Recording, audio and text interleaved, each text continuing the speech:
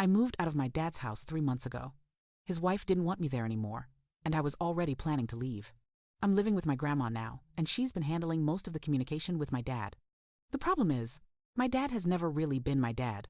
When my mom was alive, he left all the parenting to her. After she died, he mostly paid bills or sent me to sitters. Sometimes I'd sleep at his house, but other times I'd wake up at my grandma's or someone else's place. He was never around in any meaningful way. 4 years ago, he married someone with 2 kids. Suddenly, he became a dad to them. They started calling him dad, and he cared about them in ways he never cared about me. I hated it, especially the daughter, because she had the dad I never had. I avoided his house as much as possible and stayed at my grandma's. When his wife insisted that I spend time with his daughter, he pushed me to do it. I refused and told him he had no right to tell me what to do when he hadn't been my dad all these years. These fights happened over and over. Sometimes they started before school, sometimes right before bedtime, and one time he kept me up late arguing. 4 months ago, he tried to take us for a sister day.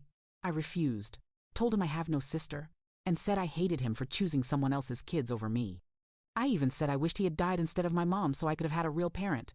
His wife yelled at me, and I ran to my room, called my grandma, and packed my clothes. His wife told me I was never coming back. A couple weeks later, he started calling grandma non-stop, saying he wanted to fix things. Last week, I finally agreed to speak to him. I told him he waited too long to try to be a real dad, and that I'd never forgive him for choosing someone else's kids first. I ended the call. Now, he's accusing my grandma of alienating me, and even threatened court. I know he thinks I'm being hateful, but I don't think I am. So, am I the a-hole for telling him it's too late to be my dad?